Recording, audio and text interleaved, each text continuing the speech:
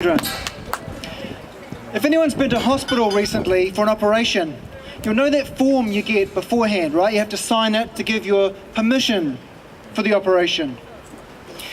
That form tells you what's being done to you. It tells you why it's being done, what benefits you might get from it. It tells you what risks are associated with the procedure. We haven't always had these forms, you know. We didn't have them in National Women's Hospital in the 60s and 70s when a cancer doctor was performing what became known as an unfortunate experiment on women in New Zealand. But the inquiry that came after this unfortunate experiment, the Cartwright inquiry, set up a fundamental principle for New Zealand healthcare, a principle of informed consent. Now that's something that nurses, we have in our bones, because we were criticised in that inquiry too for not speaking up about this unfortunate treatment that the doctor was giving to these women, or not giving, without telling them. So this is why we are speaking up now. We are speaking up for informed consent. We have no choice. I thank Grant for his acknowledgement, but it's in our ethics that we must speak up against the TPPA because, to start with, we are not being asked to give our consent to this agreement. Every poll that's been conducted, every public poll, shows a majority of New Zealanders opposed to this deal. Where is the consent, John Key? And we're not being informed. We're not informed of the risks and the benefits of this thing. There's this exercise, the national interest analysis, which has got a couple of paragraphs on health which gloss over all of the main details.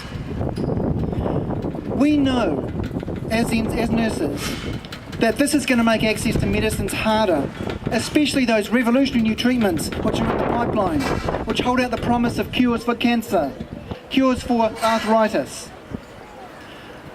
We know that this TPPA is going to hold up legislation to tackle the looming epidemics of the 21st century, the non-communicable diseases, the obesity-related diseases, diabetes. We know that this agreement has been negotiated in breach of the principles of the Tiriti o Waitangi. And we know that it's going to worsen the social conditions which sustain our health. We know that it's going to increase inequality, and inequality in turn will impact on people's health. But we're not lawyers.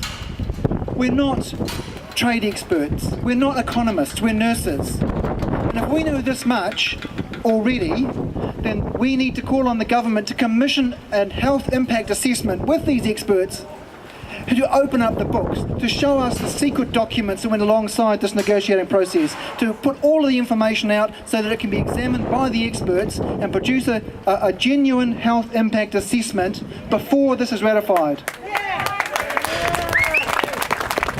And we also need to enshrine consent into the treaty making process. It is not satisfactory from our point of view for the executive to have the right to negotiate and ratify treaties in this country. We're calling for a review of the treaty making process so that Parliament at least has a vote on whether or not we accept these treaties.